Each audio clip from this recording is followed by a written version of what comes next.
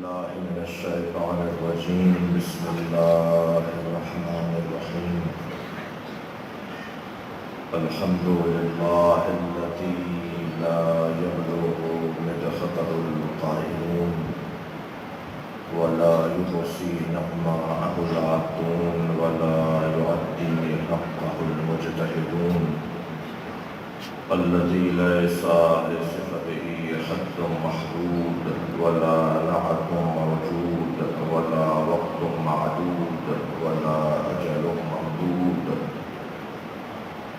فطر الخلائق بقدرته ونشر الرياح برحمته والصلاة والسلام على الرسول المسدد المصطفى الأمجد المحمود الأحمد سيدنا ومولانا ومولى الكونين جد الحسن والحسين وعلي القاسم محمد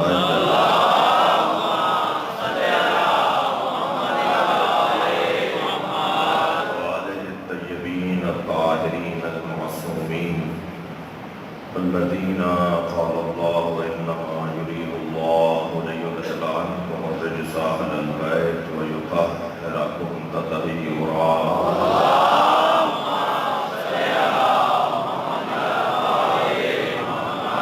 ولعنة الله على أعدائهم أجمعين من يوم عداوتهم إلى قيام يوم الدين أما بعد قال الحكيم في قرآن الكريم بسم الله الرحمن الرحيم وإذ قال ربك للملائكة إني جاعل في الأرض خليفة قالوا وتجعل فيها من يفسد فيها ويسفك الدماء نحن نسبح بحمدك ونقدس لك قال إني أعلم ما لا تعلمون صلوات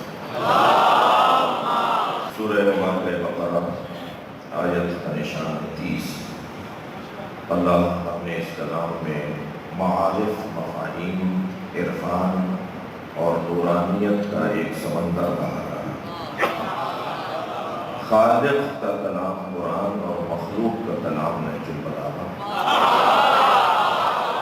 یہ دو ایسے کلام ہیں جو وقت کے محتاج نہیں ہیں میرا اور آپ کا کلام تو سننے کے بعد پوچھا جائے گا یہ کب اور کہاں خطاب کیا تھا جملے بتانے کہ یہ فلاں زمانے کا ہے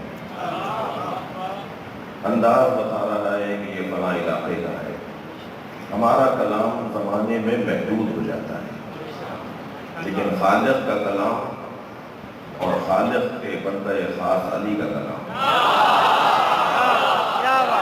کبھی زمانے کی پابندیوں کا پابند نہیں ہے ہر زمانے میں تازہ نظر آتا ہے ہر دور میں نیا نظر آتا ہے جب اس کلام کو اٹھا کر دیکھیں ایسا لگتا ہے جیسے اللہ ہم سے ابھی بات کر رہا ہے اسلام آیا 1400 سال پہلے ظہور اس نے 1400 سال پہلے کیا مگر وہ 1400 سال پہلے کا نہیں ہے وہ قیامت تک کا ایک نظام حیات ہے ہر دور میں ہمارے لیے پیغام ہے قرآن مجید اور قرآن کی تفسیر عملی میں نہج البلاغہ کو قرآن کی تفسیر عملی کہتا ہوں یعنی عملی طور پر علی نے ثابت کیا ہے کہ قرآن پہ عمل کیسے ممکن ہے عمل کر کے دکھایا لہذا یہ دونوں کلام انتہائی مضبوط اور ہم پر اللہ کا خاص عنایت اور کرم جس کی نعمت یہ ہے کہ ہمارے دسترسی میں ہے ہم جب چاہیں اسے پڑھ لیں اور ہم اس پر اللہ کا جتنا شکر ادا کریں کم ہے بہت ساری آیات ایسی ہیں جو ہمارے رویوں اور ہمارے انداز زندگی کو بہت اثر انداز ہوتی ہیں اور ان آیات کو اپنے گھروں میں ہمیں فریم کروا کے لگوانے کی ضرورت ہے دوبارہ بنوائیے فریم لگوائیے اور وہ آیت اس پہ لکھ کر آتے جاتے دیکھتے رہیے مثلا سورہ تکبیر کی ایک بڑی مشہور آیت فَأَيْنَ تَذْهَبُونَ کہاں جا رہے ہو آتے جاتے آیت کے اوپر نگاہ پڑے گی قرآن پوچھ رہا ہے کہاں جا رہے ہو جانے کے لیے جواب ہے تو جاؤ ورنہ کہاں جا رہے ہو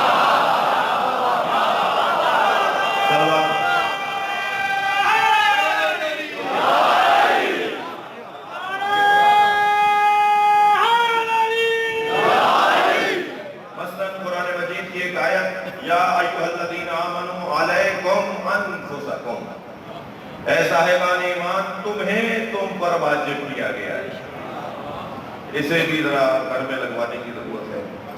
ہم نے اپنے اوپر سب کو واجب کر لیا ہے اور اپنے آپ کو بلا دیا ہے۔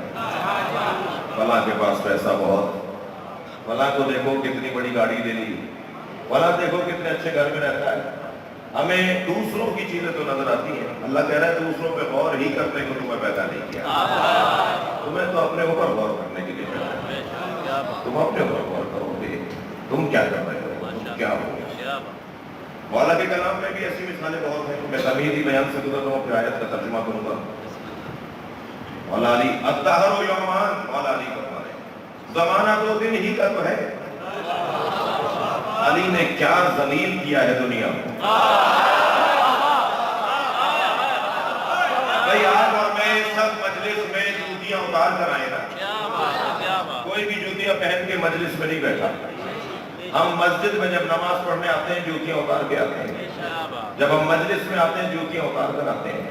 ان جوتیوں کا علی نے نام رکھا ہے، علی نے جوتیوں کا نام رکھا ہے دنیا۔ اپنی دنیا چھوڑ کر مجلس میں کلمہ پڑھیں گے محمد والے۔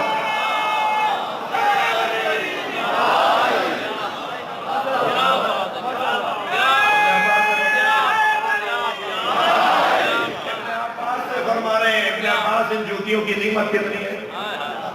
جب ابن عباس نے کہا نا کہ کچھ دن اور حکومت کر لینے دیجئے، آپ کی حکومت مضبوط ہو جائے تو پھر ہٹا دیجئے گا، تو حضرت یہ سن بھی رہے تھے اور جوتی میں ٹانکا لگا رہے تھے۔ تو حضرت ابن عباس حبر الامہ، امت کا تاج، امت مصطفیٰ کے ماتھے کا ٹیکا، حضرت ابن عباس، ان سے حضرت فرمایا بتاؤ میری جوتیوں کی قیمت کیا ہے؟ ان کا مولا کوئی نہیں خریدے گا۔ اچھا جو جمع مولا چاہتے تھے وہی نے وقت دیا ہے، ورنہ تو ان جوتیوں کی قیمت کو جبریل سے پوچھے۔ علی کے قدموں کا مقام کوئی فرشتوں سے پوچھے، اور بہت زیادہ اگر میں جاؤں آگے تو علی کے قدموں کا مقام کوئی دوش نبی سے پوچھے۔ مگر جو چاہتے تھے چاہتے تھے حضرت ابن عباس سے وہی جواب دیا انہوں نے کہ مولا ان جوتیوں کو کوئی نہیں خریدے گا۔ حضرت فرمایا جن جوتیوں کی قیمت تمہارے نزدیک کچھ نہیں ہے وہ تمہاری دنیا سے زیادہ قیمتی علی کے کیا ذلیل کیا ہے۔ میں کیوں ہم جوتیاں کیوں اتار کر آتے ہیں؟ ہم یہاں پر کوئی اور مقصد لے کر نہیں آتے، یہ کوئی سیاسی جلسہ نہیں ہو رہا۔ اتنا بڑا مجمع کسی سیاستدان کو مل جائے نا تو اسے نیندیں اڑ جائے کہ میں تو ہارا ہوئی اگر ہوں تو جیتنا موقع، لیکن یہ کوئی سیاسی جلسہ نہیں ہے، یہ خالص عقیدت اور طہارت کے ساتھ یہ بدن کا وضو کر کے بھی آئے ہیں، قلب کا وضو بھی کر کے، کوئی اور مطلب ہے ہی نہیں مجلس سے سوائے ایک مطلب کہ کسی طرح سیدہ راضی ہو جائے، اور جس سے زہرہ راضی ہو جائے گی سرکار نے قاعدہ دیا ہے میں اس سے راضی ہو جاؤں گا، اور سرکار نے قاعدہ دیا ہے جس سے میں راضی ہو جاؤں گا اس سے اللہ راضی ہو جائے گا۔ تو ہم تو ویسے ہی وسیلے کے ماننے والے ہیں اور نسبتوں سے چلنے والے ہیں، ہم بائی پاس کرنے والے لوگ ہی نہیں ہیں، ہم شارٹ کٹ والے لوگ ہی نہیں ہیں۔ بہت سارے لوگوں کو شوق ہے کہ وہ ڈائریکٹ اللہ سے بات کریں، میں ان لوگوں سے زیادہ بات نہیں کرتا۔ اگر آپ سے کوئی کہے نا کہ ہمیں ڈائریکٹ اللہ سے بات کرنی چاہیے تو آپ ان سے صرف اتنا کہہ دیا کریں کہ اپنا چہرہ آئینے میں دیکھ لو، تمہاری حیثیت ہی نہیں۔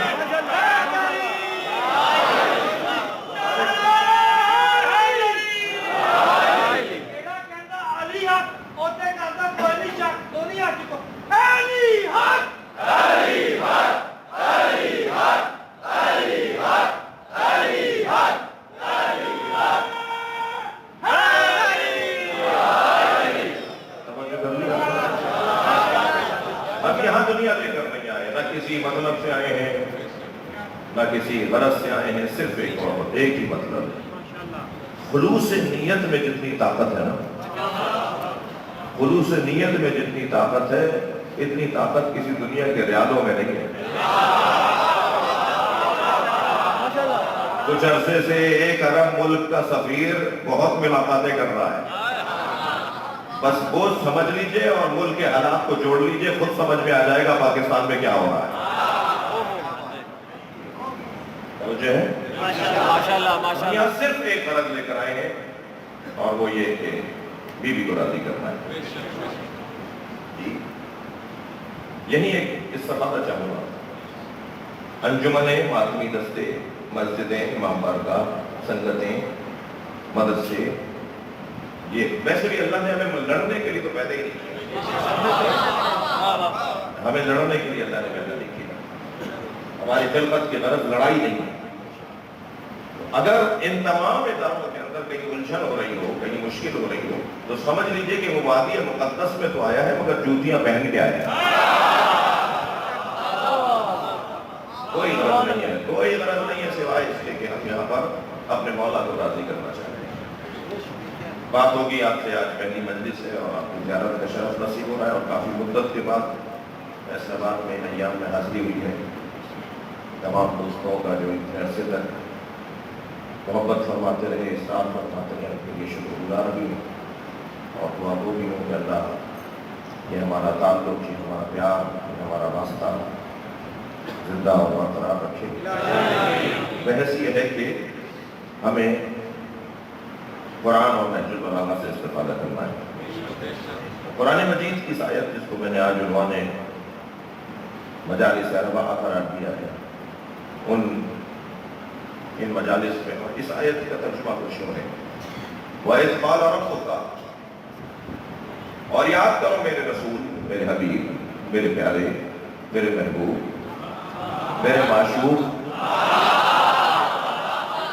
مجھے نہیں پتا عاشق کہوں یا معشوق کہوں، میں سرکار کو عاشق الہی کہوں یا معشوق الہی کہوں، یہ طے کرنا میرے لیے بہت مشکل ہے۔ جوانوں کی تعداد بڑی بیٹھی ہے، کالے بالوں والے زیادہ بیٹھے ہیں، کہیں دھوکہ نہ ہو رہا ہو مجھے، لیکن اتنا ہے کہ جوانوں کی تعداد بہت بڑی ہے، تو یہ لفظ عشق کا بھی مفہوم سنتے جائیں۔ ایک تو ناکام سیاستدانوں نے لفظ سیاست اتنا استعمال کیا کہ وہ بدنام ہو گیا، ایسے ہی ناکام عاشقوں نے اتنا لفظ عشق استعمال کیا کہ مفہوم عشق کو ہی تبدیل کر دیا۔ کوئی مفہوم عشق اگر سمجھنا چاہتا ہے تو اسے علی کو سمجھنا ہو۔ تاریخ ابدیت میں علی سے بڑا عاشق ہی کوئی نہیں، لہذا ہر سلسلہ ولایت علی تک پہنچتا ہے۔ یہ جو ولی ہوتے ہیں نا، یہ جو اللہ والے لوگ ہوتے ہیں، یہ عاشق ہوتے ہیں، اور عاشق اندھا اور بہرا ہوتا ہے، اسے معشوق کے علاوہ نہ کچھ نظر آتا ہے، نہ دکھائی دیتا ہے، نہ سنائی دیتا ہے۔ تو عاشق لفظ عشق بڑا مقدس ہے، اس کے اوپر توجہ چاہوں گا آپ سے۔ بات کر دی ہے تو مجھ سے سن لیجیے، بات تحفہ لے لیجیے مجھ سے۔ لفظ عشق انتہائی درجے کا مقدس، من طلبنی فقد وجدنی، اللہ کہہ رہا ہے جس نے مجھے چاہا اس نے مجھے پایا۔ دیکھیے طلب کے بغیر رسد نہیں ہوتی، جب تک طلب نہیں ہوگی ادا بھی نہیں ہوگی۔ بچہ جب تک روئے گا نہیں، ماں بھی دودھ نہیں دے گی، بارش برسے گی نہیں تو چمن بھی نہیں لہلائے گا۔ طلب کے ساتھ رسد ہے، مانگنے کا ڈھنگ آنا چاہیے۔ اللہ ہم سب کو فقیر بنائے، بھائی سب مل کے کہیے نا، اللہ ہم سب کو فقیر بنائے۔ فقیر مانگنے والے کو نہیں کہتے، یہ جو روڈ اور چوکوں پر کھڑے میں مانگ رہے ہوتے ہیں یہ فقیر نہیں ہے، یہ ذلیل ہے۔ فقیر تو اسے کہتے ہیں جو دیتا ہو، اپنے مولا پہ اعتماد دیتا ہو، اپنے مالک پہ بھروسہ دیتا ہو، اپنے مالک سے وفاداری کا پیغام دیتا ہو، فقیر عطا کرنے والے کو کہتے ہیں۔ اور فرمایا یہ عاشق ہے، جو عاشق، یہ جو اولیاء الہی کی بات ہے، من طلبنی فقد وجدنی، جس نے مجھے طلب کیا اس نے مجھے پا لیا۔ ومن وجدنی فقد عرفنی، اور جس نے مجھے پا لیا اس نے مجھے پہچان لیا۔ ومن عرفنی فقد عشقنی، اور جس نے مجھے پہچان لیا اس نے مجھ سے عشق کیا۔ ومن عشقنی فقد انا قتلتہ، جو مجھ سے عشق کرتا ہے میں اللہ اسے قتل کر دیتا ہوں۔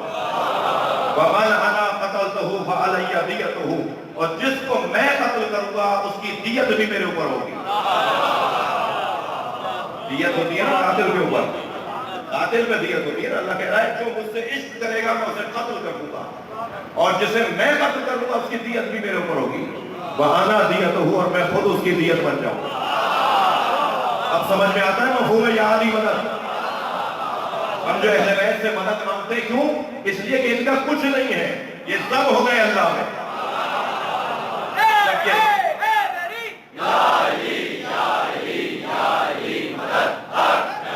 جب یہ محاذن ہو جائیں تو یہ کچھ رہے نہیں. لہذا جب بھی ان سے طلب امداد کی جائے گی تو گویا ہم اللہ سے مدد مانگ رہے ہیں. یہ بات سنگین ضرور ہے اور اس کو سمجھانے کے لیے وقت درکار ہے، لیکن میں مطمئن ہوں کہ میرا مجمع کچی پکی کا نہیں ہے، میٹرک کا تو کم سے کم ہے.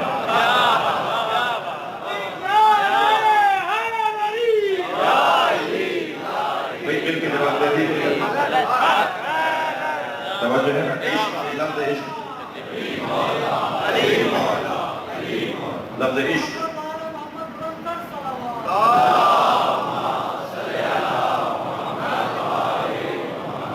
دیکھیں فانی جو ہوتا ہے نا، میں نے ایک بات کر دی ہے تو یہیں اس کو لکھا دوں.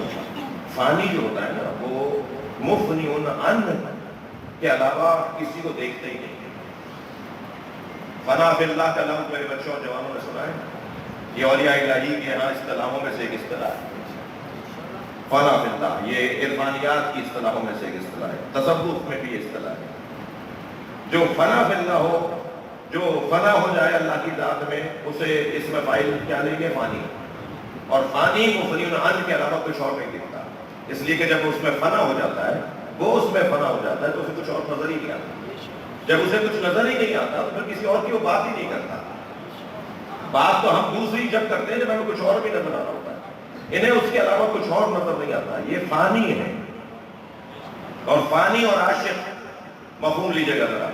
عاشق جو اپنے معشوق میں ضم ہو جائے، جو اپنے معشوق میں ختم ہو جائے. الٹا نہیں ہے، ایسا نہیں ہوگا کہ اللہ کسی کے اندر اتر آئے گا، یہ ہمارا عقیدہ نہیں ہے. اللہ کسی میں نہیں اتر سکتا. اللہ کا کسی میں اترنا دلیل ہے کہ جس میں اتر رہا ہے وہ بڑا ہے اور جو اتر رہا ہے وہ چھوٹا ہے.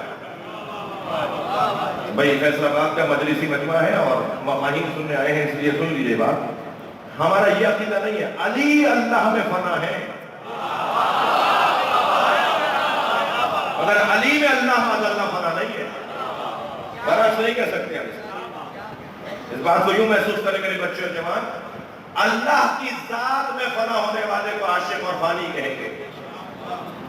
اللہ کسی میں فنا نہیں ہوگا. جو جس میں فنا ہوگا وہ فنا ہونا بتا رہا ہے کہ وہ چھوٹا ہے، جس میں فنا ہو رہا ہے وہ بڑا ہے.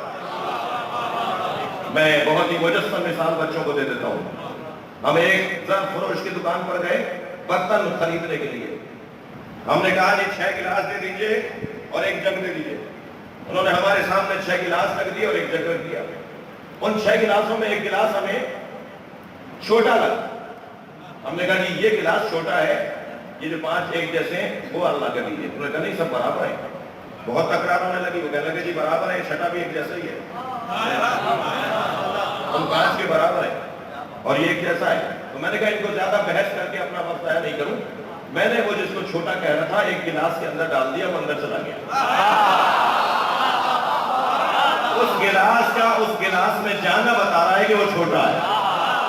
اب اگر اللہ کسی میں جائے گا تو پھر اللہ اکبر کا کیا مطلب ہے؟ برابر پڑھیں گے محمد و آل محمد.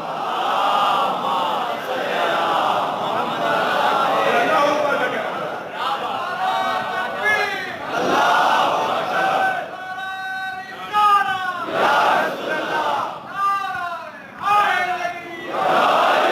آپ کی خدمت کا شکر گزار ہوں. عشق کا مفہوم عاشق اپنے معشوق میں گم ہو جاتا ہے. عزیزان گرامی، البتہ فانی اور عاشق کی ظرافتیں بھی مجھے معلوم ہے اور بہت فرق اس کے اندر بھی موجود ہے. لیکن بہرحال اتنا ہے کہ یہ عاشق و معشوق کی گفتگو ہے جسے قرآن کہا جاتا ہے. اللہ اپنے معشوق سے بات کرتا ہے، معشوق اپنے عاشق سے بات کرتا ہے. کبھی کبھی الٹا بھی ہو جاتا ہے. یہ احمد ہوتے ہیں تو عاشق ہوتے ہیں، محمد ہوتے ہیں تو معشوق ہوتے ہیں. یہ اپنے آپ کو بدلتے ہیں. یہ کیفیت. میں آسمانوں میں احمد پہچانا جاتا تھا, زمین پر محمد پہچانا جاتا تھا. وَإِذْ قَالَ رَبُّكَ. پہلے پوری آیت کا ترجمہ سن لیجئے, پھر میں ایک ایک لفظ پہ, میں تو جب تک لفظوں پہ غور کر کے اس کی لطافت, اس کی چاشنی, اس کی مٹھاس نہیں لوں گا, اس وقت تک آپ کو بھی مٹھاس پہنچا نہیں پاؤں. اور لطف لینا آیات الہی سے اور قرآن کی آیات سے, مزہ لینا, ذائقہ لینا, لطف لینا, حلاوت لینا, مٹھاس لینا, یہ قرآن کے طالب علموں کی ایک نشانی ہے. کوئی شیخ بھائی سے پوچھے, جب وہ قرآن کے مفاہیم کو سمجھ لیتے تھے نا, تو پھر اپنے گھر کے صحن میں رقص نمائی فرماتے تھے, اور پھر رقص نمائی کرتے ہوئے کہتے تھے کہ کہاں ہیں بادشاہوں کی اولادیں جو آرام دہ بستروں پہ لیٹ کر کہتی ہیں کہ آرام اسے کہا جاتا ہے. کوئی ہم سے آ کے پوچھے, جب ہم قرآن سمجھ لیتے ہیں تو ہمیں آرام آتا ہے. جب اللہ کے کلام کو سمجھ لیں تو یہ ہے جو لطف اور حلاوت ہے, جو مٹھاس ہے. جتنا فرمائی وَإِذْ قَالَ رَبُّكَ لِلْمَلَائِكَةِ, یاد کرو میرے حبیب کہ جب تمہارے رب نے ملائکہ سے کہا اِنِّی جَاعِلٌ فِی الْأَرْضِ خلیفہ, میں زمین پر خلیفہ بنانے والا ہوں, میرا کام خلیفہ بنانا ہے. ابھی آیت کا ترجمہ لے لیجئے, مجھے آئندہ کی مجلسوں میں آپ سے کچھ کام ہے. یہ آپ تشریف لاتے رہیں گے اور میں بھی اللہ نے توفیق دی تو حاضر رہوں گا. جی, میں زمین پر خلیفہ بنانے والا ہوں, میرا کام زمین پر خلیفہ بنانا ہے. اِنِّی جَاعِلٌ فِی الْأَرْضِ خلیفہ, میں زمین پر خلیفہ بنا رہا ہوں, بنانے والا ہوں, میرا کام یہی ہے. اللہ اپنا کام بتا رہا ہے. ہمیں اللہ کو کام نہیں بتانا چاہیے, وہ اپنا کام خود بتا رہا ہے. آگے بڑھیے تھوڑا سا, میں ترجمہ کر لوں پورا. قَالُوا أَتَجْعَلُ فِيهَا, وہ سارے فرشتوں نے, ملائکہ نے, جتنے بھی ملائکہ تھے, بات کریں گے کہ کون سے ملائکہ تھے یہ, اور کیا سارے ملائکہ تھے. قَالُوا أَتَجْعَلُ فِيهَا, سارے ملائکہ نے اور وہاں موجود مخاطبین الہی نے کہا کہ تو اسے بنا رہا ہے, مَن يُفْسِدُ فِيهَا, جو زمین پر فساد پھیلائے گا, وَيَسْفِكُ الدِّمَاءَ, اور زمین پر خون بہائے گا. نَحْنُ نُسَبِّحُ بِحَمْدِكَ وَنُقَدِّسُ لَكَ, ہم تیری تسبیح و تقدیس کے لیے حاضر ہیں. قَالَ إِنِّي أَعْلَمُ مَا لَا تَعْلَمُونَ, اللہ نے کہا جو میں جانتا ہوں وہ تم نہیں جانتے. یہ آیت کا سیدھا سادہ اور بہت ہی سلیس اور محاوراتی ترجمہ جو میں نے ابھی آپ کے سامنے کیا. اب ایک لفظ کے اوپر غور کروں گا آج کی مجلس میں. وَإِذْ قَالَ رَبُّكَ, یاد کرو جب تمہارے رب نے کہا. یاد اسے کروایا جاتا ہے جو موقع پہ موجود ہے. عنایت بہت شکر گزار, آپ کے قرآن فہمی کے پر قربان, آپ کی توجہ کا شکر گزار.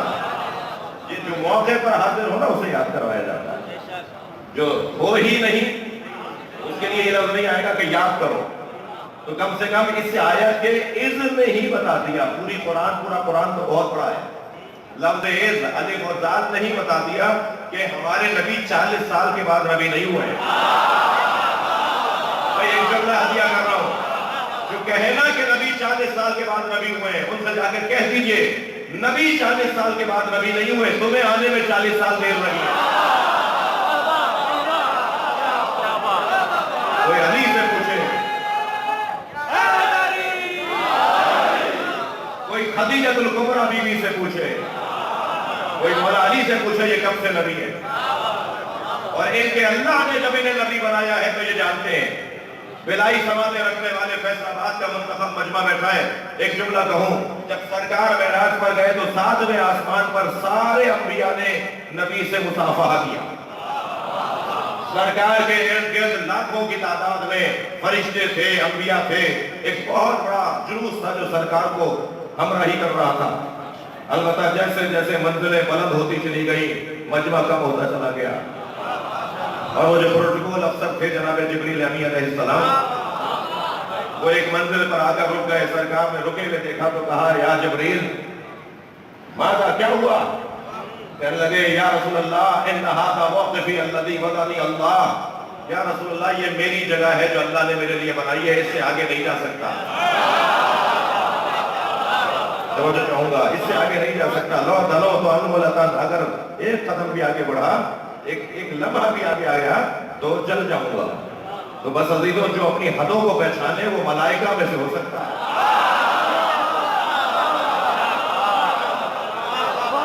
سارا ہی اسی کا ہے.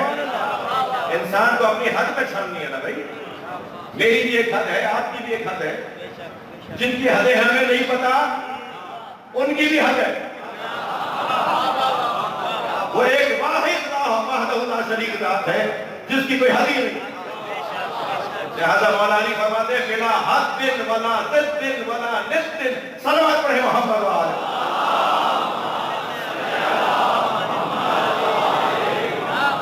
اللہ کی ذات ہے. علی کا کلام نہج البلاغہ اتار کے بتا رہا ہے.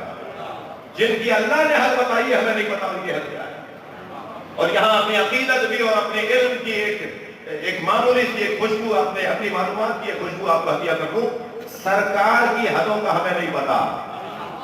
جب یہ طے ہو جائے نا کہ نبی کی حد کا ہمیں نہیں پتا تو پھر بہت آسان ہو جائے گا یہ کہنا کہ علی کی حد کا ہمیں نہیں پتا. پہلے مرحلے سے تو گزار دینا امت کو. سرکار کی حد کا ہمیں نہیں پتا اور میں دلیل دینے جا رہا ہوں. ہمیں سرکار کی حد کا کیسے نہیں پتا, کیوں نہیں پتا, کیوں نہیں پتا کر سکتے. ہر نبی نے, دقت چاہوں گا, ہر نبی نے اپنی حد برداشت بتائی بددعا کے ذریعے. حضرت نوح, حضرت موسیٰ, حضرت ایوب, کوئی ایک نبی تو بتائیے جس نے بددعا نہ کی ہو. یہ واحد ہمارا نبی ہے جس نے کبھی بددعا نہ کر کے بتایا میری حد تو میں نہیں پتا. صلوات پڑھے محمد وآلہ.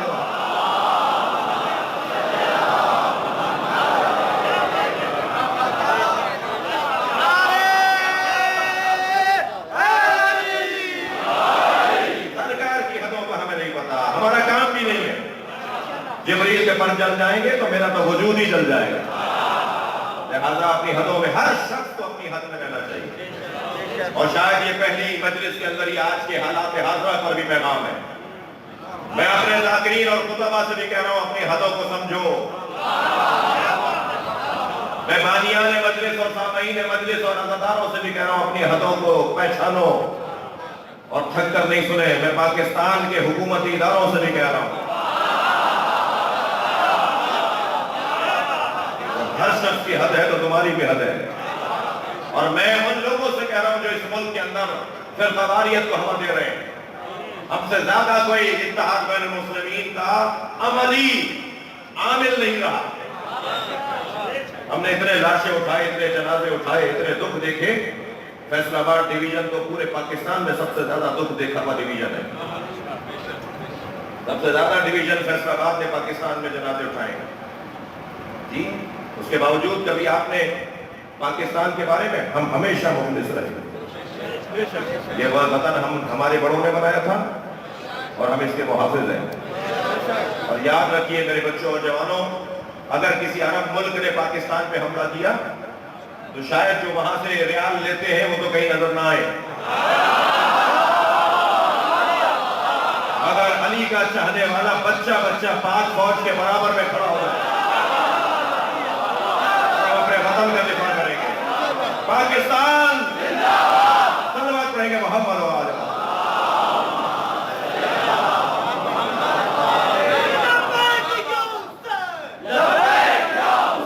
مل کر جواب دیں.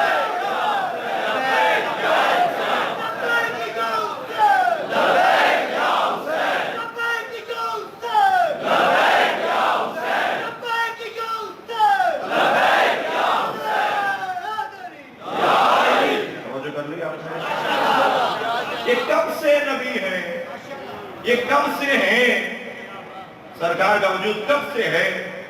میرے اور آپ کے بس کی بات نہیں ہے پہچانا جی. اسی وادی میں رہوں تھوڑی دیر, ہر ایک وادی آئے نا.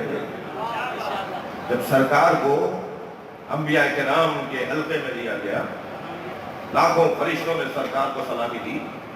ساتویں آسمان پہ سرکار نے نماز جماعت پڑھائی, انبیاء کرام نے پیچھے نماز پڑھی اور نماز کے بعد مصافحہ کیا. یہ جو آپ نماز کے بعد دائیں بائیں مڑ کے مصافحہ کرتے ہیں نا, اس پر دلیل اگر ہمارے پاس کوئی ہے تو وہی حدیث ہے جو نبی نے معراج کے موقع پر انبیاء کو نماز پڑھانے کے بعد سرکار نے دائیں والے سے بھی اور بائیں والے سے بھی مصافحہ کیا، اور صفوں میں جو لوگ بیٹھے تھے وہ سب بھی ایک دوسرے سے مصافحہ کر رہے تھے. یہ سنت انبیاء ہے، سنت سرکار ہے. جب سرکار نے مصافحہ کر لیا اور آپ مڑ کر کھڑے ہوئے تو وہی نازل ہوئی. سَلْهُمْ لِمَاذَا بُعِثُوا، اے میرے نبی ان سارے نبیوں سے پوچھو تمہیں نبی کیوں بنایا میں نے. یہ والی بات آپ سے میں خاموشی سے نہیں سنوں گا. اے میرے حبیب ان سب سے پوچھو میں نے تمہیں نبی کیوں بنایا ہے. تو آواز دی یا رسول اللہ آپ کے سوال کا جواب ہم سب کی طرف سے ایک دے یا ہم سب جواب دیں. سرکار نے فرمایا سب کی طرف سے ایک جواب دے. تو حضرت ابراہیم گویا ہوئے بُعِثْنَا بِالتَّوْحِيدِ لَا إِلَٰهَ إِلَّا اللَّهُ وَبِرِسَالَتِكَ مُحَمَّدٌ رَسُولُ اللَّهُ وَبِهِدَایَتِكَ عَلِيٌّ وَلِيُّ اللَّهِ.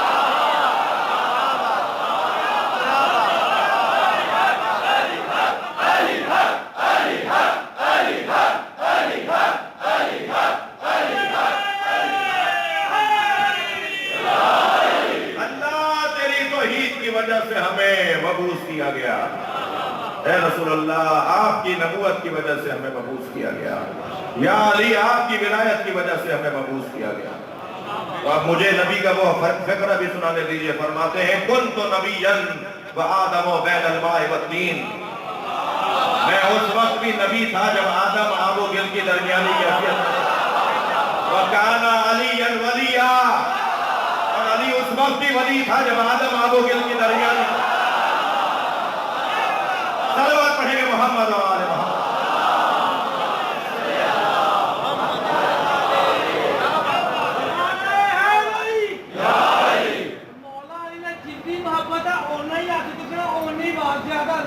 نعرہ تکبیر،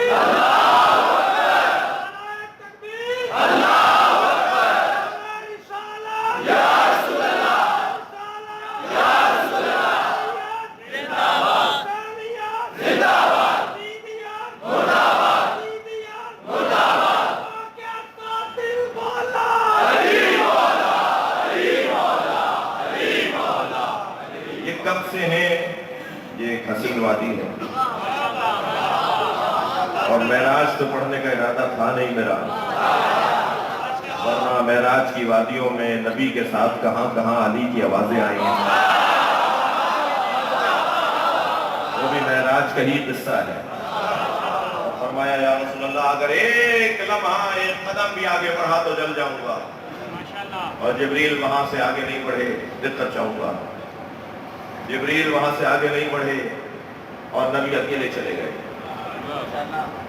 جبریل جانتے ہیں یہ جو راکٹ گیا تھا نا چاند پہ، اس کی 3 منزلیں تھیں.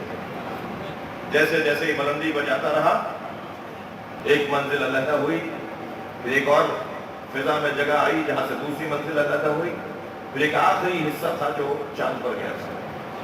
ہمیشہ جڑے رہنے سے مسئلہ حل نہیں ہوگا. وہاں سے لوگ جڑے رہتے ہیں، چپکے رہتے ہیں. تو جہاں دیکھیں میرا کام نہیں ہے وہاں سے ہٹ جانا چاہیے. اس سے اپنا بھی فائدہ ہے اور دوسرے کا بھی فائدہ ہے. اور یہی حد ہے پہچاننے اور شناخت انسان کی یہی ہونی چاہیے کہ ہمیں پتہ ہونا چاہیے ہماری حد کیا ہے، ہم کہاں سے آگے نہیں جا سکتے. جی بس یہاں میں اتنا ہی پیغام دوں گا کہ ہر شخص کو خطبہ ذاکرین علماء مراجع آپ میں سب کو اپنی اپنی حدوں کا پتہ ہونا چاہیے. نہیں پتا ہوگا فساد ہوگا. وَإِذْ قَالَ رَبُّكَ، یاد کرو میرے حبیب جب تمہارے رب نے کہا. یاد کرو، میں تو یاد کروائے مگر آگے نہیں بڑھوں گا. یاد کرو. یہ جو یاد کرو ہے، یہ جو یاد کرو ہے جملہ محسوس کیجئے گا. ممبر کی زبان کا جملہ کہہ رہا ہوں. جو مجلسی مزاج لوگ بیٹھے ہیں اور سبھی مجلسی مزاج ہیں جبھی مجلس میں بیٹھے ہیں. یاد کرو. یہ جو یاد کرو یہ ہم محرم میں اور کیا کر رہے ہیں؟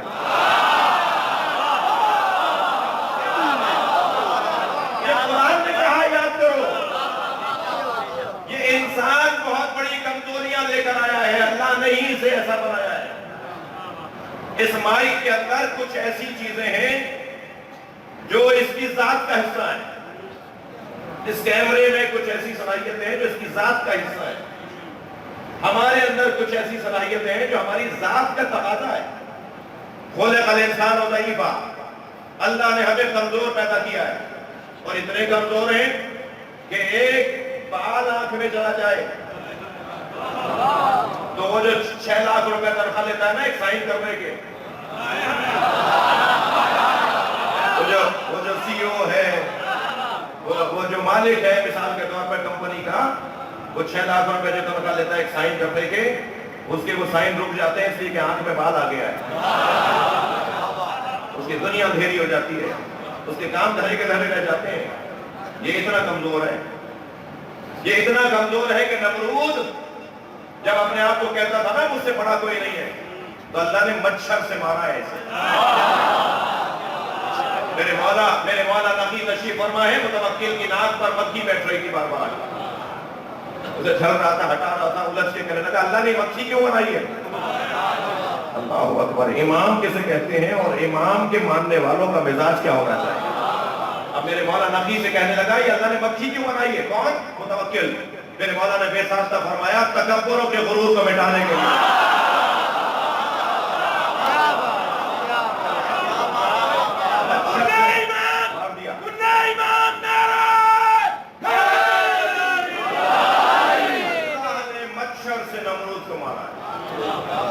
مچھر ناک میں چلا گیا، اندر جا کے کہیں بیٹھ گیا، یہ اپنا سر پیٹتا تھا، جب جا کے کچھ دیر کو آرام آتا.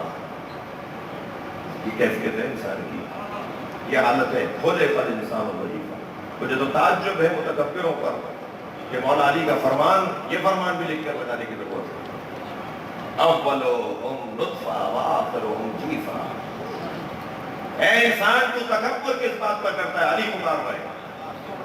اے انسان تو غرور کس بات پر کرتا ہے؟ تیرا اول نجاست، تیرا آخر نجاست. تیرا آغاز نجاست سے ہوا، تیرا انجام نجاست پر ہے، اور اپنے اندر تین نجاستیں لے کر پھرتا ہے. 5 نجاستوں کا خلاصہ ہے انسان. خون، بول، براز، 3 نجاستیں اس کے اندر ہیں. اور اول نطفہ، آخر جیفا. مر جائے تو جنازے کو ہاتھ لگانے والے کو غسل کرنا پڑے گا. مولا فرماتے ہیں اس کے بعد بھی غرور کرتا ہے. پورا خطبہ دے دیا مغروروں کے خلاف مولا علی نے. ویسے بھی علی عزیزان گرامی جو غرور کرتا ہو وہ علی والا ہو نہیں سکتا.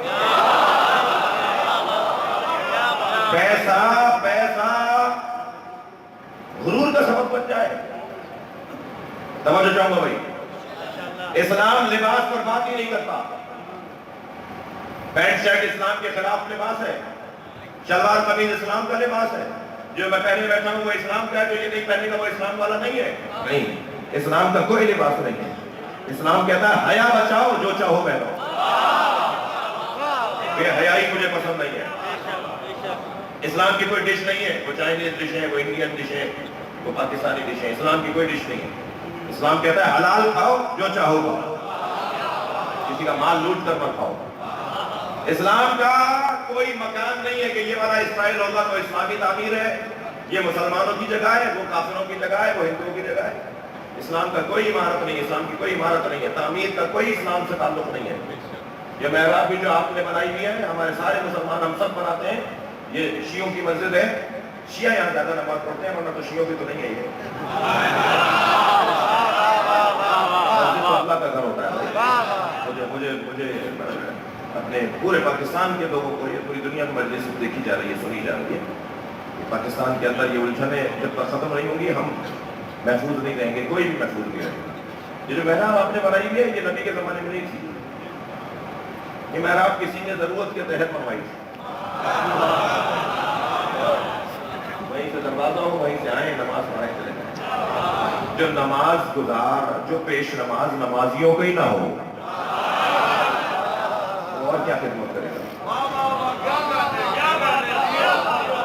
مسجد کے اندر آئے، محراب سے دروازہ لگا ہوا ہے، یہاں نہیں ہے البتہ، وہیں آئے، نماز پڑھائی، وہیں سے چلے گئے. یہ کسی نے اپنی ضرورت کے لیے بنوائی تھی.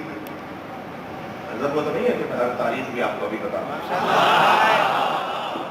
یہ محراب کا جو اسٹائل ہے یہ اسلامی اس نبی کے زمانے میں نہیں ہے. ہر مصلی محراب ہے. یہ جو محراب ہے نا یہ اس میں مکان بھائی میں کشکول زیادہ الکلام یہ جو الکلام نہ ہو جائے. محراب اس میں مکان ہے.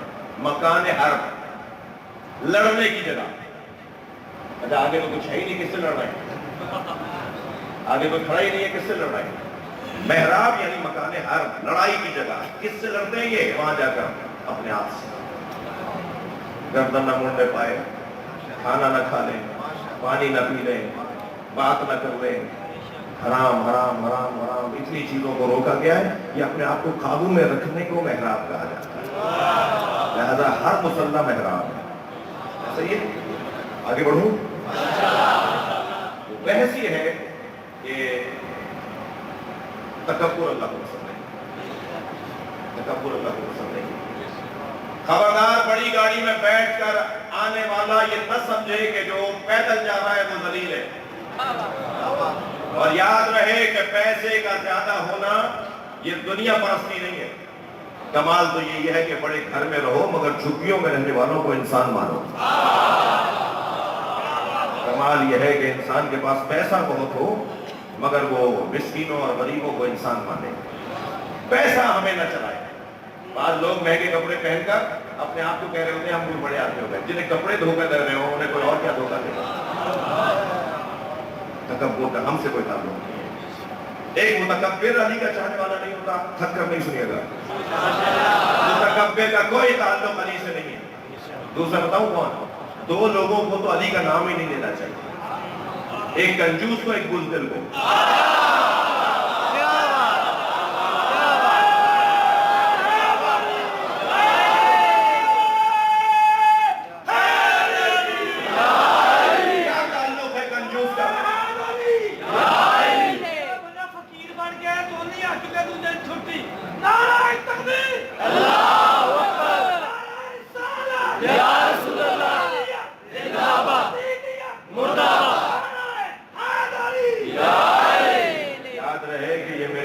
میرے ساتھ کراچی سے نہیں آئے. صلوات پڑھنے محمد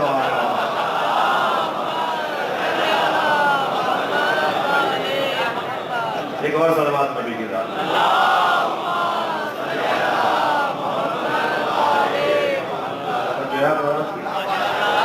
میں تو تھوڑا سا لطف دینا چاہ رہا ہوں اس جملے کا. کنجوس اور بزدل کو نعرہ حیدری نہیں لگانا. کیا تعلق ہے کنجوسوں کا علی سے بھائی. جس سے پیسہ ہی نہ نکلتا ہو, جس کے شہر اور محلے میں غریب رہتے ہو مسکین رہتے ہو انہیں تو دیتے ہی نہیں ہیں. مجلس میں بھی چندہ دیتے میں اس کا کم نکلتا ہے. امام بارگاہ کی تعمیر میں بھی اس سے جیب سے پیسہ نہیں نکلتا. مسجد کی تعمیر میں بھی کوئی حصہ نہیں ڈال پاتا. کنجوس کا کوئی تعلق علی سے نہیں ہے. بزدل کا بھی کوئی تعلق علی سے نہیں ہے. ایک صاحب مجھ سے کہنے لگے ہم نے بہت سنی دیکھے جو شیعہ ہوئے ہیں. میں نے کہا میں نے بہت شیعہ دیکھے جو سنی ہوئے ہیں. آپ نے شیعوں کو سنی ہوتے ہیں کہاں دیکھا. میں نے کہا ہمارے جو 21ویں گریڈ کے افسران ہیں ہمارے جو وزراء ہیں ہمارے جو زمیندار ہیں یہ جب چاہتے ہیں ہاتھ مان لیتے ہیں. تم شرمندہ ہو کہ علی کو مانتے ہو. ہر کریں آپ میری بات دھڑلے سے کہو سینہ چوڑا کر کے کہو کہ ہم علی کو پہلا امام مانتے ہیں.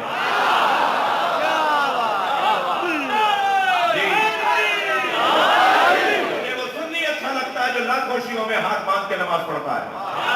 میں دل سے کہہ رہا ہوں خلوص سے کہہ رہا ہوں وضو کے ساتھ منبر پہ بیٹھا ہوں. مجھے وہ سنی اچھا لگتا ہے جو لاکھوں شیعوں میں ہاتھ باندھ کے نماز پڑھ رہا ہوتا ہے مشہد میں کربلا میں. لاکھوں شیعہ اس کے ارد گرد ہوتے ہیں مگر ہاتھ باندھ کے بتاتا ہے میں نے جو دین سمجھا ہے اس پہ عمل کرنے کی جرأت رکھتا ہے. دوسرا پیغام وہ سنی یہ دے رہا ہوتا ہے خبردار لاکھوں شیعوں کے درمیان بھی نماز اپنی طرح پڑھ لینا. شیعہ مارتے نہیں ہیں.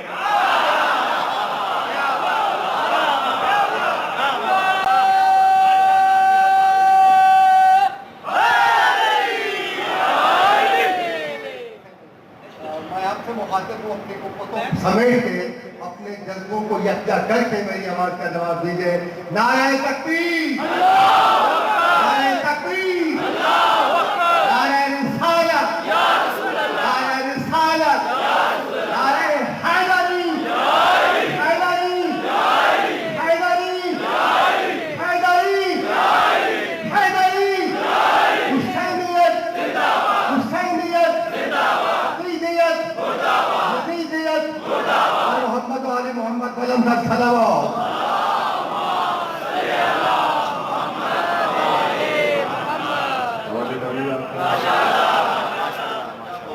جی کیوں یاد کرو یہ ہر سال 1400 سال سے ہر سال محرم آتا ہے تو یاد کرو انسان کے اندر اللہ نے سب سے پہلی کمزوری رکھی خلق الانسان ضعیفا اسے اللہ نے ضعیف بنایا کمزور بنایا یہی حسن ہے جسے سب سے زیادہ کمزور بنایا ہے اسے پوری کائنات پر حاکم بنایا ہے سخر لکم الشمس والقمر تو اتنا کمزور ہے اس کے باوجود چاند سورج تیرے اختیار ہے حسن خلقت پروردگار ہے یہی حسن مخلوق الہیہ ہے یہ ساری کائنات تیرے ہاتھ میں یہ سب کچھ تجھے دے رہا ہوں خلقت الخلق لاجلک اے انسان میں نے ساری مخلوق تیرے لیے بنائی ہے مگر خبردار یاد رہے خلقتوں کا لاجلی تجھے بنایا ہے تجھے میں نے دنیا کے لیے نہیں بنایا یہ انسان ضعیف اور کمزور پیدا کیا ہے بولے بل انسان عجولا کیونکہ اس کے اندر کیفیت یہ ہے کہ یہ عجول جلد باز پیدا کیا گیا ہے اسے جلدی ہے یہ جلدی کرتا ہے ہر کام میں جلدی کرتا ہے یہ اس کی ہمارے اندر اللہ نے کچھ کمزوریاں رکھی ہیں میں آپ کی اور اپنی بات کر رہا ہوں ان کی بات نہیں کر رہا جنہیں اللہ نے ارادہ اولیہ کے تحت بنایا ہے وہ کسی اور وادی میں بات ہوگی یہ دوسری کمزوری ایک اور کمزوری سن رہی ہے اللہ نے ہمیں انسان بنایا ہے یعنی صاحب نسیان بنایا ہمیں نہیں پتا 4 دن پہلے ناشتے میں کیا کھایا تھا ہمیں نہیں پتا آج صبح ملاقاتوں میں جو پہلی ملاقات ہوئی تھی وہ کون سی تھی ہم آج صبح کی بات یاد نہیں رکھ پاتے ہمارے وجود کا حصہ ہے کہ ہم بھولتے ہیں ہم انسان ہیں یعنی نسیان رہے ہیں تو ہیں ہی انسان جب ہم ہیں ہی نسیان کے بنے ہوئے تو پھر ہم تو یاد ہی نہیں رکھ پائیں گے اور یاد نہ رکھنا ہی تو نقصان ہے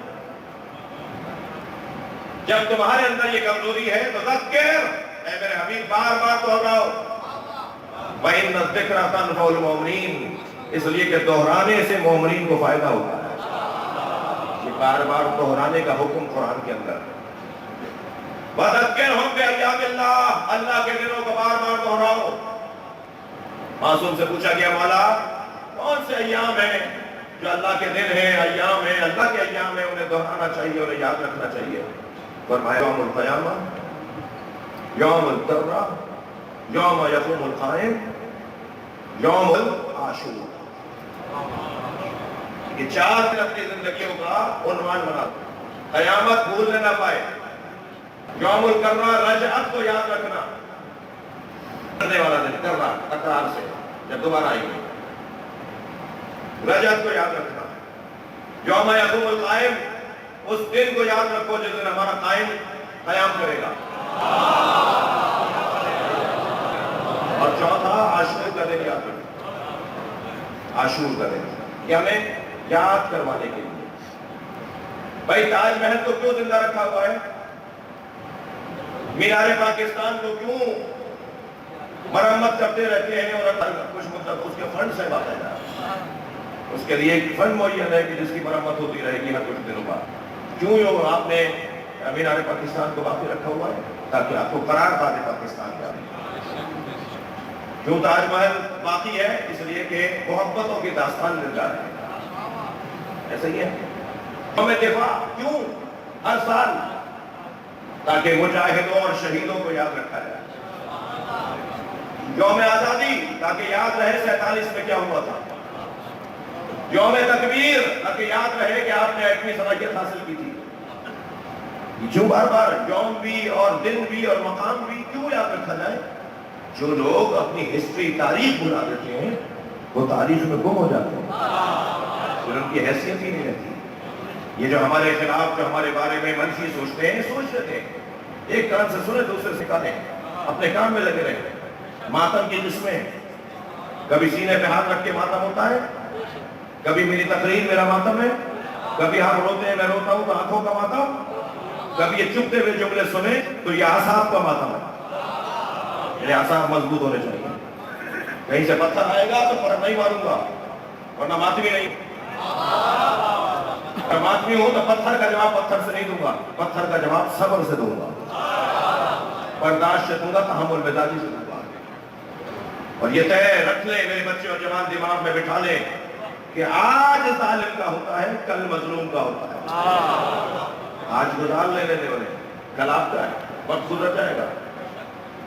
مطلق بات کر رہا ہوں، وقت گزر جاتا ہے۔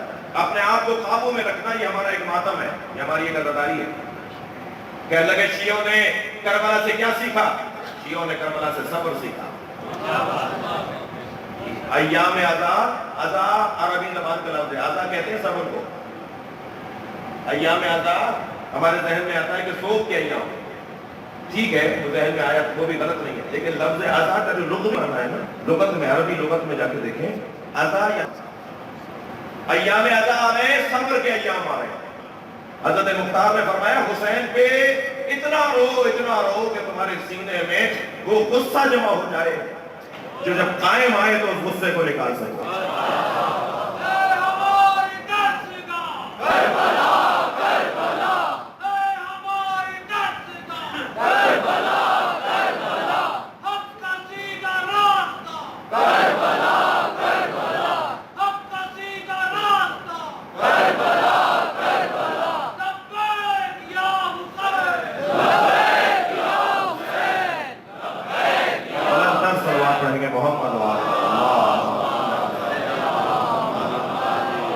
توجہ میرے ساتھ ہے عزیزان گرامی، دوہراؤ، یاد کرو، اللہ جانتا تھا، تھک تو نہیں رہے میری بات، اللہ جانتا تھا کہ یہ بھولنے والا ہے، اس کا مزاج بھولنے کا ہے، کچھ کا تو، سب کا مزاج تو بھولنے کا ہے، کچھ کا مزاج ہے بھلانے کا، یعنی کچھ باقاعدہ چاہیں گے کہ لوگ بھول جائیں۔ تو اللہ جانتا تھا کہ اس کے اندر یہ کمزوری ہے، تو اس نے یاد رکھنے کو شریعت کا حصہ بنا دیا۔ جتنا چاہوں گا یہ صفا و مروا کیا ہے؟ تھوڑی توجہ بڑھائیے۔ یہ حجر اسود کیا ہے؟ یہ 3 ستونوں کو پتھر مارا کیا ہے؟ وہاں 3 شیطان تو نہیں کھڑے ہوئے؟ یہ جو ہم پتھر مار رہے ہوتے ہیں، ایک ساتھ کہنے لگے آپ کے لالے کپڑے سمجھ میں نہیں آتے، آپ کا ماتم سمجھ میں نہیں آتا، آپ کا رونا سمجھ میں نہیں آتا۔ میں نے کہا جسے عزاداری سمجھ میں نہیں آتی اسے حج کیسے سمجھ میں آتا ہے؟ یہ بھی عشق کی داستان ہے، وہ بھی عشق کا کیسے سمجھتے ہو بھائی؟ دیواروں کو پتھر مار رہے ہو، دنیا کے معتبر ترین لوگ، اللہ مکے میں بلاتا ہی انہیں جن کے پاس پیسہ زیادہ ہے۔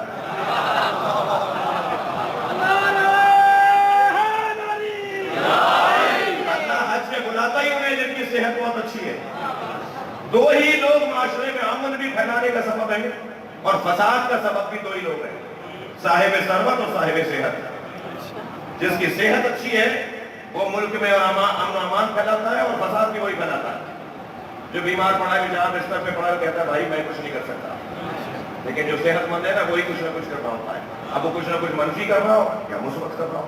تو اللہ پیسے والوں کو مکے بلا دیتا ہے۔ دنیا کے معتبر ترین لوگ مہنگی ترین عبادت کرنے مکے جاتے ہیں اور دیواروں کو پتھر مار رہے ہوتے ہیں۔ آپ اگر اپنے محلے میں کسی کو دیوار پہ پتھر مارتا ہوا دیکھیں، سارا محلہ کہے گا پاگل ہو گئے، یہی صبح تک تو ٹھیک ہے، ابھی کیا ہوا ہے دیوار کو پتھر مار رہا ہے۔ یعنی اگر آپ کی گلی میں کوئی دیوار کو پتھر مار رہا ہو تو سارا محلہ کہے گا اس کی عقل ٹھیک نہیں ہے۔ اور اللہ نے شریعت میں واجب کر دیا ہے کہ منا میں آ کر جب یہ جمرات کرنے جاؤ 3 ستونوں کا پتھر مارو۔ اچھا پھر وہاں جو ستون ہے نا وہ جو 3 آپ جو دیواریں بنا دی، شیطان موٹا ہو گیا ہے، لمبا چوڑا ہو گیا، پہلے تو چھوٹا تھا اور بڑا ہو گیا ہے۔ تو وہ جو 3 وہ سفید رنگ کی دیواریں، بڑی چمکدار دیواریں، چمکدار دیواروں کو پتھر مارو اور کالے پتھر کو بوسا دو۔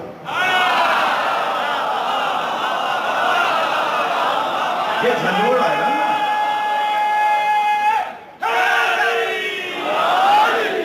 حج کیا ہے؟ گنجے ہو جاؤ وہاں جاتا۔ مولانا میرے اماں نے گنجا کروایا ہوگا وہ مجھے یاد بھی نہیں ہے، اور حج پر آئے ہوں تو مولانا پیچھے پڑے ہوئے کہ گنجا ہونا پڑے گا۔ بھائی کیوں گنجا ہونا پڑے گا؟ اللہ کہہ رہا ہے یہ سارے ہیئر اسٹائل، یہ بالوں کے ڈیزائن، یہ شناخت کا ذریعہ، یہ خوبصورتی اور حسن آرائش کا ذریعہ مٹا دو یہاں کا۔ یہ عشق کی بات ہے، حج سمجھ میں آ رہا ہے تو کربلا کیسے سمجھ میں نہیں آ رہی؟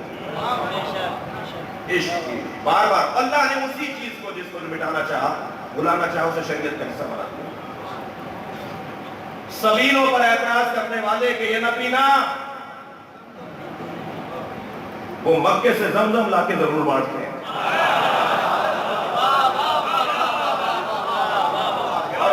اور مزاروں پہ جاتے ہوئے دیکھ کر کہنا کہ شرک ہے، وہ حتیم کا طواف ضرور کرتے ہیں. وہ جو ناٹی سی دیوار ہے جہاں کعبے کا پرنالہ گرتا ہے، اس ناٹی سی دیوار کو کعبہ نہیں کہتے، وہ کعبہ نہیں ہے مگر طواف اس کا واجب ہے. اس لیے طواف واجب ہے کہ وہاں حضرت حاجرہ اور حضرت اسماعیل کی قبریں ہیں. تم خبروں کو نہ مانو، میں طواف کرواؤں گا، میں احترام کرواؤں گا. ذکر، یاد رکھو، یہ یاد رکھنے کا اللہ نے عظیم ایک منظر پیش کر دیا. دہرانا ہے. کیوں یاد رکھیں؟ کیوں یاد رکھیں؟ اس لیے کہ اس سے ہمیں فائدہ ہوگا.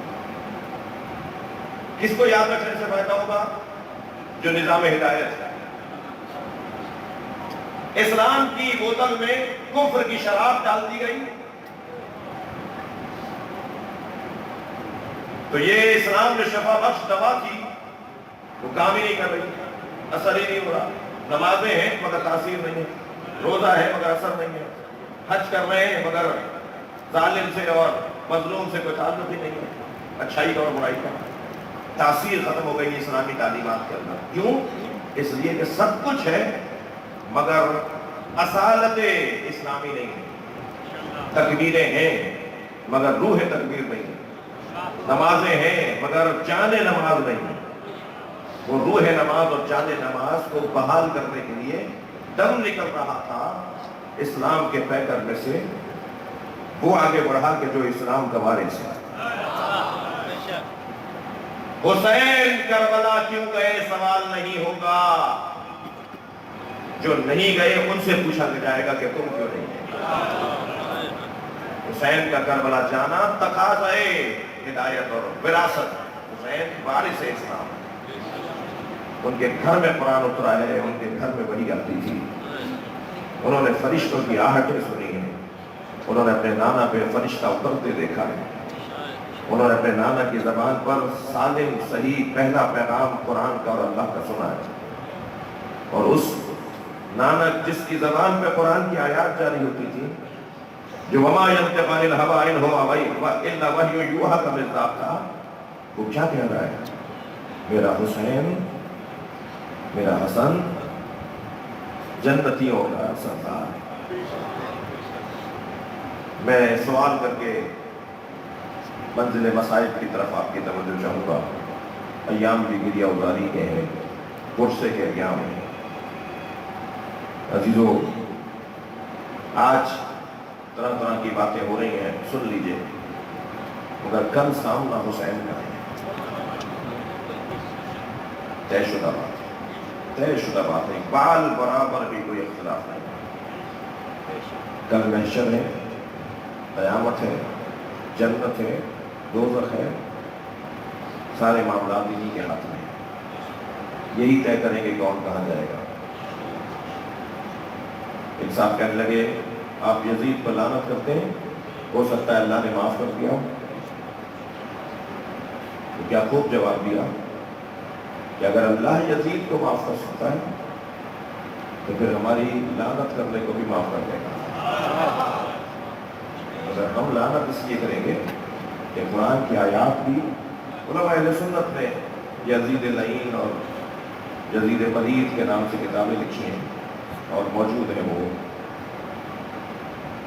عزیزان گرامی، بحث یہ ہے کہ دہراؤ اس قصے کو جو تمہیں اس زمانے میں لے جائے. جب ہم مسائل پڑھتے ہیں نا تو اتنی دیر کے لیے کربلا چلے جاتے ہیں. ہم ہوتے فیصلہ آباد میں مگر ہماری روح، ہمارا ذہن، ہماری فکر، ہماری سوچ کربلا چلی جاتی ہے. چلیے اپنے ذہنوں کو کربلا لے چلیے. لاشیں تو حسین نے بہت اٹھائی، بلکہ میں کہہ دوں کہ سارے لاشیں حسین نے ہی اٹھائے، کسی کو بھی لاشیں اٹھانے نہیں دیا.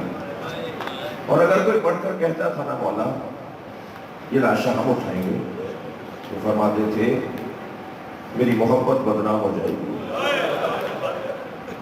یہ میری محبت میں اللہ سے محبت کرنے آئے ہیں، حتیٰ غلاموں کے لاشیں بھی کسی اور کو نہیں اٹھانے دیا۔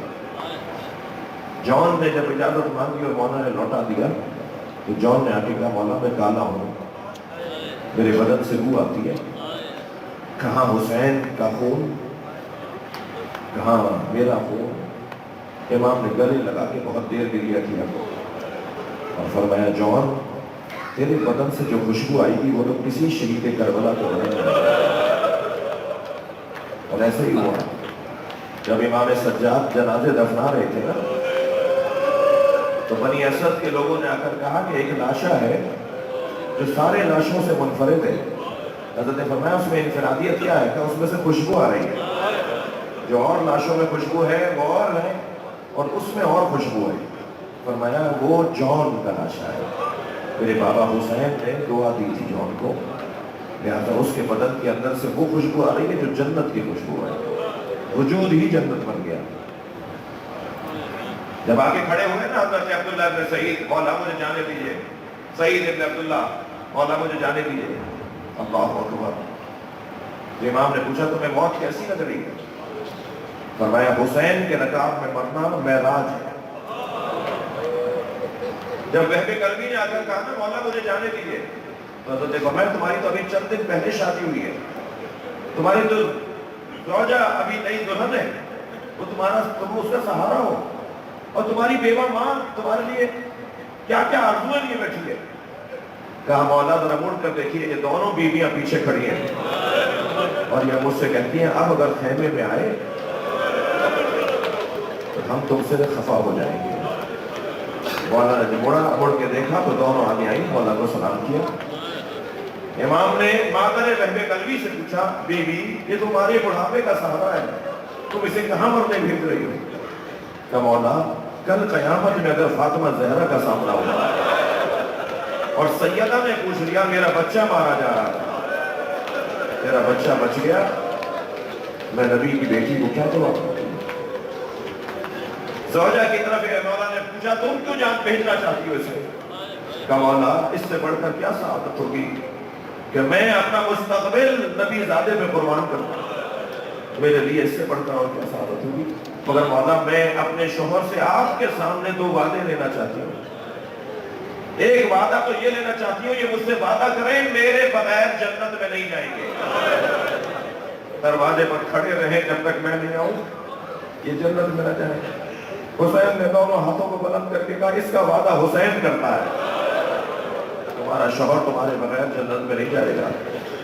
عزادارو یہ واحد عورت ہے جو عاشور کے دن شہید ہوئی ہے۔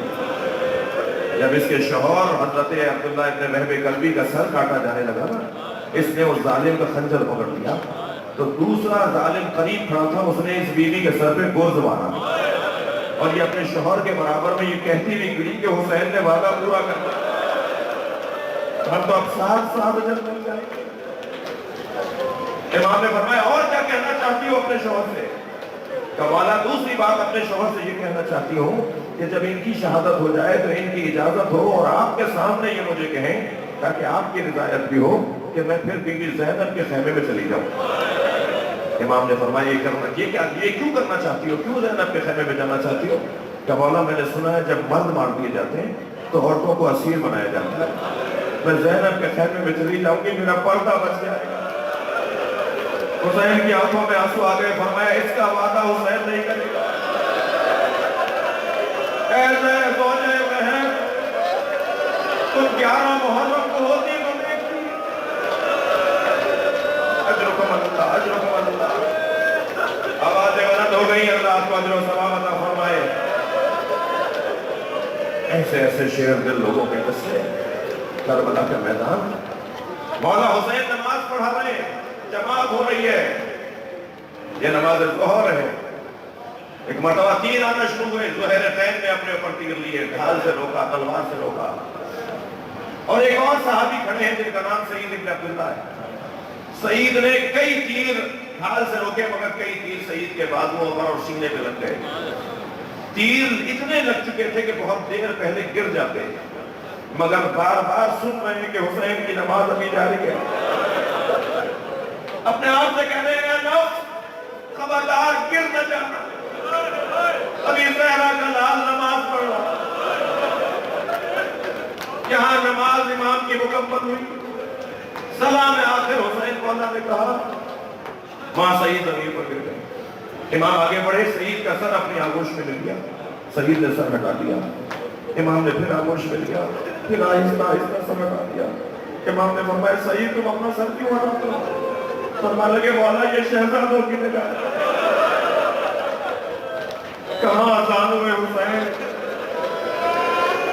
مولا یہ سکینہ کی جگہ, کیا لیے سر کے لیٹنے کی جگہ, کہاں حسین کا تن اور کہاں میرا سر. امام نے فرمایا سعید کوئی وصیت ہو تو کرو. سعید نے مسکرانا شروع کیا. امام نے فرمایا سعید مسکرا رہے ہو؟ مرحبا آفرین. کہ مولا میرے سرحان رسول اللہ آ گئے, مجھے جنت میں لے جانے کی بشارت دے رہے ہیں. کچھ دیر کے بعد سعید پھر مسکرائے. امام نے فرمایا سعید آپ کیوں مسکرائے ہو؟ فرمایا مولا میرے سرحان علی آ گئے, مجھے آفرین اور مرحبا کہہ رہے ہیں. سنیں گے ذرا رو. پھر سعید پھوٹ پھوٹ کے رونے لگے, آنکھوں سے ایسے آنسو جاری ہو رہے تھے کہ مولا نے تعجب سے پیشانی کا بوسہ دیتے ہوئے کہا سعید تمہیں زخموں کی تکلیف ہو رہی ہے؟ سعید کیوں رو رہے ہو؟ حوصلہ کرو. کہ مولا میرے سرحان فاطمہ زہرا ہے, نبی شادی غریب ہو گئی. اجر و کمال اللہ, اجر و کمال اللہ. آپ کی آوازیں بلند ہیں. ایک مرتبہ سعید نے کہا حبیب کہاں ہے؟ حضرت حبیب ابن مظاہر کچھ پیچھے کھڑے تھے, افق میں کھڑے تھے. امام نے آواز دے کر کہا حبیب جلدی آؤ, سعید بلا رہے ہیں. سعید کے قریب آئے تو سعید نے کانپتی ہوئی آواز میں کہا اپنا کان میرے منہ کے قریب لاؤ. حبیب نے گھٹنے ٹیکے, جھک کر بیٹھ گئے, اپنا کان ان کے منہ کے قریب لے گئے. تو کانپتی ہوئی آواز میں کہنے لگے حسین کو چھوڑ کے نہیں جانا, میرا مولا غریب ہو رہا ہے. بڑے لاشیں اٹھائے عزاداروں امام حسین نے, بہت رو لیے, آج کا گریہ ہو گیا, مگر میرا دل کر رہا ہے ذرا ایک منزل اور آگے آ جاؤ. رونے کے ایام ہے, لاشیں بہت اٹھائے, مگر 4 لاشوں پہ حسین خود بہت روئے. پہلا لاشا سنیں گے, وہ عباس. پہنچ تو گئے اپنے بھائی کے لاشے پر, کمر پکڑ پکڑ کر, زمین پر گر کر, اٹھ کر, اور جب پہنچے ہیں نا حضرت عباس کے لاشے پر, تو مولا عباس کے کٹے ہوئے بازوؤں کو دیکھ کر ایک مرتبہ پیشانی کا بوسہ دیا, اور حضرت عباس کا بدن اپنے آغوش میں لیا.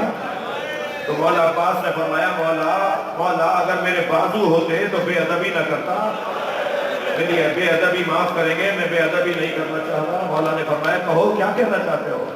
کہ مولا میرے بازو نہیں ہے, میری ایک آنکھ میں تیر لگا ہے, ایک آنکھ میں خون آ گیا ہے, میں آپ کے چہرے کی زیارت کرنا چاہتا ہوں. امام نے اپنے ابا کے دامن سے عباس کی آنکھ کا خون صاف کیا, اور جب آنکھ کا خون صاف ہوا تو چہرے کی زیارت کر کے مولا الحمدللہ جب دنیا میں آیا تھا تو سب سے پہلے آپ کو دیکھا تھا, اب دنیا سے جا رہا ہوں تو آپ کو دیکھ کر جا رہا ہوں. سنیں گے عزاداروں, میرے مولا نے پیشانی کا بوسہ لیا, لبوں کا بوسہ لیا, فرمایا عباس ہماری بھی ایک آرزو پوری کر دو. ساری زندگی تم نے آقا کہا, ایک دفعہ بھائی بول دو. جہاں عباس نے بھائی کہا وہاں روح پرواز کر گئی. میرے مولا نے سینے پہ سینہ رکھ دیا, لاشا وصیت کے مطابق چھوڑ کر آئے. عزاداروں بہت گریہ ہو گیا, لاشا موڑ موڑ کر دیکھتے رہے کہ میں اپنے بھائی کا لاشا چھوڑ کے جا رہا ہوں. عباس مولا نے کہا تھا میرا لاشا خیمے نہ لے جائیے گا. لکھن صاحب لکھتے ہیں یہ جو وصیت کی تھی نا, اس کا ایک سبب شاید یہ تھا جس کی کمر ٹوٹ گئی ہو وہ لاشا کیسے اٹھائے. مولا میرا لاشا خیمے نہ لے جائیے گا. مولا موڑ موڑ کر دیکھتے رہے, جب آ گئے اور بچوں کو بتا دیا کہ عباس اب نہیں آئیں گے, وہاں قوم اشقیہ میں جو رونے آئے ایک جملہ سنیں, وہاں قوم اشقیہ میں چند سپاہی آگے بڑھے تلواریں لے کر. اللہ آپ کو جناب عباس کی اصلی قبر کی زیارت کا شرف عطا ہے. جب آپ جائیں نا, اور اللہ آپ کو جناب سکینہ کی زیارت کا شرف دیتا ہے. جتنی چھوٹی خبر سکینہ کی ہے اتنی ہی چھوٹی خبر عباس کی ہے. جس کا قد اتنا دراز تھا اس کی خبر چھوٹی کیوں ہے؟ میرے بچے اور جوان جو رونے آئے ہیں ایک جملہ سن لیں, جب مولا گئے ہیں نا چھوڑ کر تو ظالم تلوار لے کر آئے، اتنی تلواریں برسائی، قتلوہ اربن اربا۔ جب امام سجاد نے لاشا اٹھایا تو لاشا بھلک جاتا، جوڑ جوڑ علیحدہ تھا مولا کا، ایک چٹائی میں لپیٹ کے لاشا دفنایا اور ایک جملہ کہا، چچا آپ کو بابا کا تہوار مبارک ہو، کوفے کے بازار میں زینب پھوپھی یاد کر میرا بھائی۔